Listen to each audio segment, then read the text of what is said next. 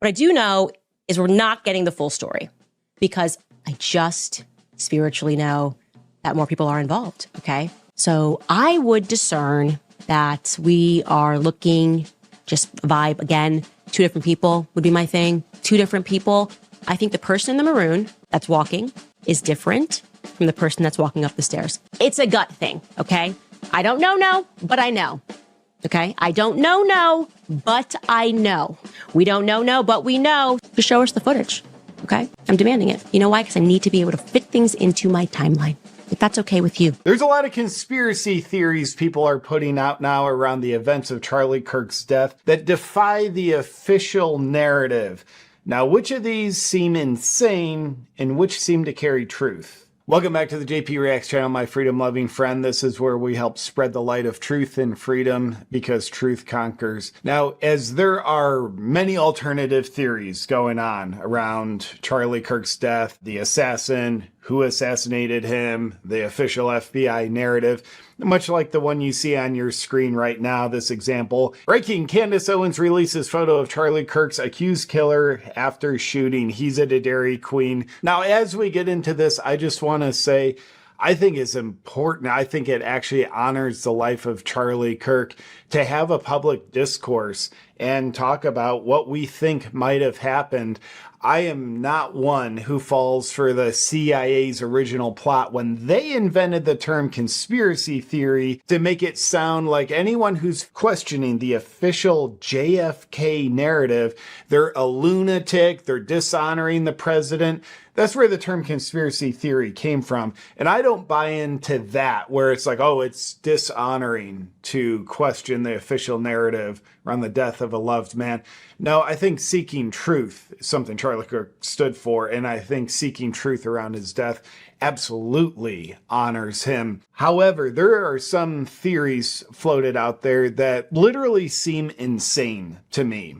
Some of them are put out by reputable people. And then there's some other alternative conspiracy theories that it's like, well, that definitely seems true. And no matter how insane sounding or plausible it is, I would dare say we are helped when the people reporting these and bringing these to our attention, if they'd speak with more humbleness. A lot of them come across authoritatively, like this is definitely what happened. And I don't know if that's their own ego or they're just after more views and clicks, so they want to come across with more confidence.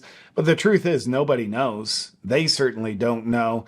And I think they and we would be better served just having more humbleness and a mind of curiosity rather than these being presented with a sense of certainty. So we're going to get to the ones that sound absolutely insane to me, but we're going to start off with theories that are certainly against the official narrative that seem more true to me. And I'll be giving you my opinion on all of them along the way, and I certainly look forward to reading your opinions on each of these in the comments below. So let's start off with the text exchange between the alleged assassin and his trans boyfriend. This is being questioned a lot. You can see this Twitter post by MJ Truth Ultra. Tyler Robbins text exchange with boyfriend. This is the most convenient confession and accounting of events in the history of mankind. So what the authorities aren't openly talk about, but everybody else is openly talking about, which just makes this seem, this one seems very true to me,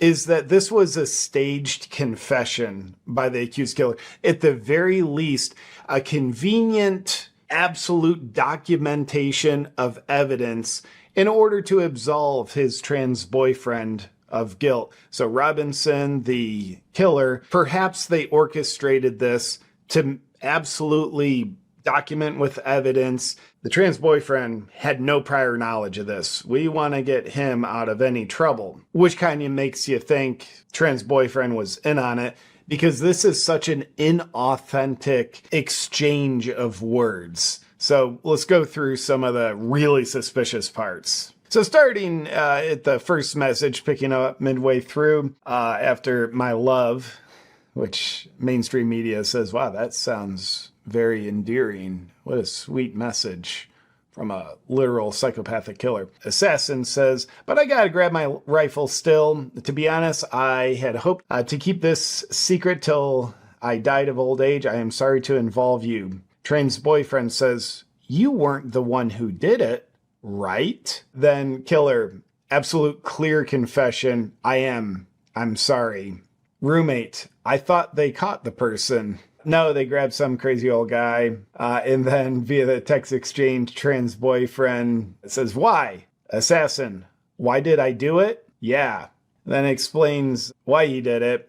Next text, Tran's boyfriend, how long have you been planning this? A bit over a week, I believe. So nonetheless, many people have the theory that this was a set-up text exchange to lay evidence to support the claim the trans boyfriend didn't know about this, so he's not guilty of any crimes. It looks that way to me, too, because this is, first off, in the mind of a killer, even though you're a psychopath, you know you are laying out a confession that's going to be found by authorities. Anything digital, you could hit delete, they're going to recover it. So he absolutely knows. There's not a human on earth who wouldn't know. They're laying out evidence that the authorities are going to find. Given this looks so inauthentic, such an awkward exchange of words, to me it does look like, hey, this is orchestrated to get the trans boyfriend off. Look, proof that he didn't know, because look, he asked, you weren't the one who did it. And then he says, as a matter of fact, I am the one who did it. Now, behind the scenes, are the authorities secretly investigating, not buying into this potentially fabricated text exchange? Are they not buying into it, looking into, did the trans boyfriend know? Was he in on it? Don't know. They haven't publicly announced that, so you could assume they're not. But truthfully, maybe they are. And of course, if the trans boyfriend did, in fact, know about it, any level of criminality that is, I hope he gets properly prosecuted. And at the same time, maybe the authorities don't care. Like, this is so obvious. If you're the authorities, you're going to be like, this looks like a bunch of crap. And it's also possible they just don't care. I mean, especially some of the public-facing authorities, their angle might not be pure justice. It might be justice in the court of public opinion. It's like, hey, we got the guy, we got the fall guy. Everybody knows how to blame them, not question the authorities. We got the guy. Cool, we're good. So I don't know, but I do know this looks like pure BS. Let's see some more how BS this looks. My friend Ian Wint posted a video on Twitter. This is a screenshot of it. He's the owner of Official Patriot Gear. I wear their stuff. I love it. Shout out. So what he and a friend of his did, they pasted the entire text exchange into some kind of software that detects, was something written by AI or was it written by humans? So it gives you the percentage likelihood that it was written by AI. Whether, like, if I wrote something, I'd be like, this is so stupid. Like, that's 0% AI. That's probably an idiot named JP. What came back? Pasting the text exchange between the assassin and the trans boyfriend into the software detection, it came back saying 100% of your text rifle retrieval shows signs of AI generation, which would further support the claim that it's all fabricated, where the killer or his trans boyfriend's like, all right, we gotta get the script on the text exchange, your phone to my phone. What are we gonna say? We're too dumb. We're too concerned about gender and murder to do it ourselves. So AI tells us, okay, this is what we're gonna do. So based on this, by Just Done is the software, I believe, it says 100% likelihood that the text shows signs of AI generation. That's something to consider. And honestly, it's so laughable. Someone on Twitter posts this under the guise of FBI releases more leaked messages from Tyler Robinson, and it's just making a mockery of what is already so obviously not authentic. Let me confess, and let's make sure you documented you weren't in on it. So here's that. Hello, roommate and lover. It is I, Tyler James Robinson. Hello, Tyler James Robinson. As a reminder, my pronouns are she, they. You're never going to believe what I did. I was the one who killed Charlie Kirk. What? Many question marks. Yes, I did it. Let me tell you all the details here in writing so that you know everything. But you need to promise me you will never show this chat to anyone, particularly the FBI, which is much better run now that Kash Patel is in charge. Yes, I promise. Please start at the beginning and spare no detail. Okay, well, I started planning in earnest approximately 1 week ago. I did very detailed reconnaissance of the site, which I learned how to do during an Antifa boot camp. But why did you do it? What would you say your motive was? Well, roommate lover, as you know, I have been radicalized online by leftist propaganda, and I had to use violence to suppress free speech I don't agree with, as is our way. It's hard to find anything funny around the tragedy, yet that's a good example of a mockery based on truth. What makes this funny is it's not that big of an exaggeration of the actual inauthentic text exchange. So in my opinion, with regard to the text exchange of the assassin and roommate, I would rate the conspiracies around it have a very high likelihood of truth. Now let's move on. There's also theories floating around that there was a trap door right under where Charlie Kirk was sitting when his life was taken from him. Pausing here, and this is allegedly this aerial shot from where he was sitting, and there's a trap door. People are getting ruffled about this. What it means, I would say, if this is true, it's a trap door where Charlie Kirk was sitting. If that's true, I would guess it doesn't matter. You can create any conspiracies around this that you want, but unless someone has something more convincing than I would say, than I've seen, I would say if this is true and there's a trap door under the tent where Charlie Kirk was delivering his speech, I would say it's a college campus. They put a stage there, which means that's probably where they put stages. A college will have outdoor performances, and part of many performances are trapdoors. Performer can come up in the middle of the stage. So I would love to explain this with some deeper truth revealed, because I'm a fan of discovering truths that were once known, but also there's very obvious scenarios that make a lot of sense, that make more sense than sort of extrapolated conspiracy scenarios. They're less sexy, for sure. They're less exciting, but oftentimes they have a much higher probability of being true. We'll get back to the video in just a second, but first I want to tell you about red light therapy, what it does for me, and how I incorporate it into my life. I actually have my Bond Charge Supermax red light panel right by my desk at all times, where I'm getting extra doses of red light throughout the day while I'm working. And personally, I've been feeling such a profound difference from red light therapy, where I would normally just do my morning stretches in front of my Supermax red light panel, that I wanted to get more out of it. That's why I moved this bad boy up to my desk so I can do even more red light therapy throughout the day. Not to mention the fact that red light therapy also helps with wrinkles, headaches, healing, relaxation. It even helps with low testosterone. And in fact, I love the anti-aging effects of red light on my skin so much that now I'm doing nightly sessions with a red light face mask. Red light therapy has absolutely earned its spot on the Mount Rushmore of the health and biohacking worlds. And Bond Charge makes it easy with a variety of red light therapy devices, from handheld devices, the red light face mask, all the way up to the red light Supermax panel. To easily bring the profound benefits of red light therapy into your life, go to bondcharge.com/jpreacts. And for 15% off everything Bond Charge offers, use discount code JPReacts.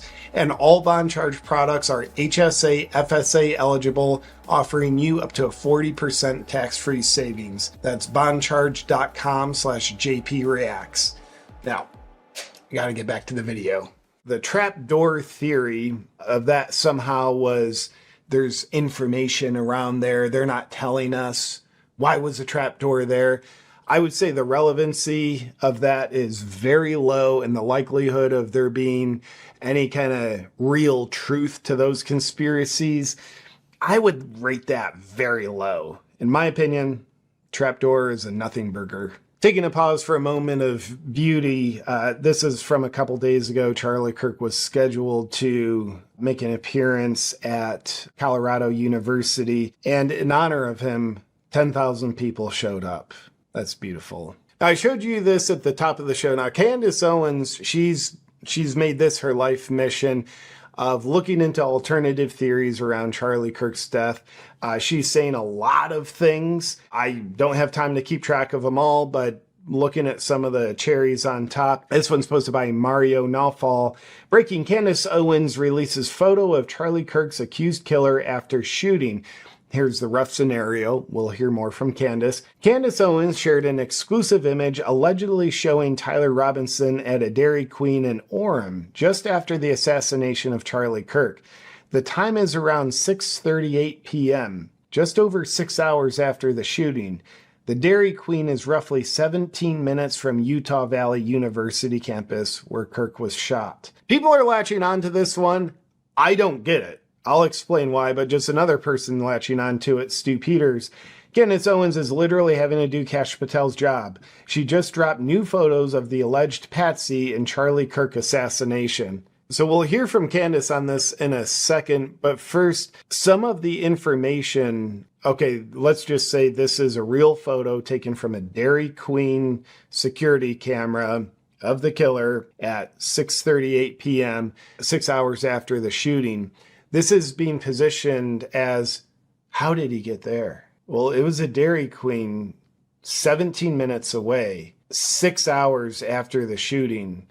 How could he get there? Well, how could anybody not get there? Like, you have plenty of time. He could have done laps from the Dairy Queen to the university to wherever. Like, he would have a lot of time to get there. Now, we'll hear what Candace has to say about it. And this is what happened. Something made its way around the entire town and into my tips line repeatedly. It is a very clear image of Tyler Robinson, allegedly taken, I'll say allegedly for safety here, but it's looking right according to my timeline, allegedly taken at 6:38 p.m. at a nearby Dairy Queen. Here is that photo. Now, notice, Candace does this a lot. By the way, I love Candace. Don't love everything she says. Some of it I love. But I love Candace. But she does this a lot where she uses a lot of emotionality in her voice, which I think persuades suspicion. So factually, I could be looking at something and say, like, that generates literally zero suspicion in me. But her tone of voice influences taken at 6:38 p.m., allegedly. It's a very leading tone of voice, a lot of emotionality in it. She's not neutral at all. She's emotional, and that's fine. But I just like to point that out so that as you're watching this, you can decipher for yourself. Are you persuaded by the evidence, or are you persuaded by the emotionality? What is wrong with this picture? A lot is wrong with this picture. First and foremost, 6:38 p.m., you just shot someone. You have gone through great pains to hide your face, to change your outfit. But wait, you didn't fully change your outfit, did you? I'm looking at this photo, and you're wearing jeans, and you're wearing the maroon shirt. Now we have a 50-50 combo of the outfit. And now you're showing your eyes, and you're not fearful at all that you might be recognized. Also, wow, you must have quite the stomach. First, getting to the outfit, I'm not really sure what she's referencing. Apparently, there's official report saying the shooter was wearing such and such. Wasn't exactly that outfit. Maybe it was jeans and a t-shirt. But regardless, 6 hours after a shooting, you can have a very different outfit on. That you can have the same outfit on. Plenty of time to change outfits, do any combination of clothes. He could go shopping. There's plenty of time in there. So to me, like looking at, well, look at the outfit. Like, no, this is 6 hours later. Also, wow, you must have quite the stomach. You don't have a record. Next thing you know, you shoot someone and you're like, I'm just going to go have a meal. You don't seem to be too shaken or too upset. To me, so if she's referencing, wow, you allegedly just shot someone 6 hours ago, you don't seem too shaken, too upset, and you're eating? I 100% disagree with Candace. This is what I would expect from a psychopathic killer. You would not expect them to show remorse. Especially, this is a very premeditated killing, which means the level of mental derangement, psychopathy, if that's the psychopathicness, is going to be high in that individual. This isn't someone who like, oh, I road rage and I can't believe I really hurt someone. I show a lot of remorse right away. This isn't that. This is exactly how I would expect a psychopathic killer to behave, which is psychopathically. Yeah, allegedly just killed someone. I would not expect him to be walking around showing remorse. If anything, I would expect gratification, enjoy, probably some worry about getting caught, but he just accomplished his psychopathic objective. Yeah, being ready to eat within 6 hours, I would 100% expect that. I think Candace is putting herself in his shoes. Don't put yourself in his shoes. You, Candace, myself, we would be distraught. First off, we would never do this. If somehow we did, we'd be a train wreck. We'd be just beyond reconciliation. We wouldn't be in a Dairy Queen because we're not psychopaths. This guy 100% is. Candace using this to raise suspicion around the official narrative, to me, is completely in the wrong direction. She expects a psychopathic killer to be behaving empathically. Sympathy? No, I would be shocked if they did. Something problematic is the location, by the way. We mapped this out. It's about 15 minutes away from the campus at a time when we're told that he's idling by, babysitting the rifle. So you can see, we're showing you, it's about a 17-minute drive away from the campus. So there should be a lot of footage then of this Dodge Challenger driving back and forth. Okay. And like I said, the biggest thing that jumps at me is he looks kind of content there. So he's got to be a full-blown psychopath. Yes. Why would you think he wouldn't be a psychopath? He just did the worst thing a psychopath can do. I believe she's referencing, at this time, he was allegedly by his rifle, guarding that, which presumably, I'm making presumptions here, presumably she's got information the rifle is at some other location. I don't have an intelligent comment on that. I'm just trying to follow what she's saying. Wearing half of what the feds told us he was wearing in the morning and half of what the feds told us that he was wearing during the shooting. Okay, so why did he text? So following that, is it plausible he could do 3 wardrobe changes over the course of 12 hours? Yeah. Exchange at all and say that he changed outfits. When you've just said, I changed my t-shirt, if that's the reality, you just changed your t-shirt and that was enough. Was it just a t-shirt that he changed? The outfit, again, as I sensed yesterday, has always been problematic. I feel the outfit was the Fed mistake. It never made any sense to say that he wore an outfit onto campus, light khaki shorts and a maroon shirt, and then decided to completely change hours later. I don't know why he wouldn't change outfits hours later. Why wouldn't you just change the t-shirt? That actually makes more sense. Every kid wears blue jeans. You don't have to change blue jeans or change out of khaki shorts to avoid detection. Okay, so she's saying it doesn't make sense that he would change his pants. Like, that's not a identifier enough with, what was the criminal wearing? People's pants oftentimes aren't too distinct. So she's saying it doesn't make sense that he would change his pants. That's a nothing burger, if you ask me. And she's apparently believes it's a something burger. That's not going to go, hey, we're stopping you because you're wearing blue jeans. That's not a thing. It would make much more sense if he had just changed his t-shirts. So on the whole, with what I've seen of the alleged Dairy Queen photo of the assassin 6 hours after the shooting, I would rate the kind of alternative theories around this as very low probability of carrying any level of relevancy towards an undiscovered truth.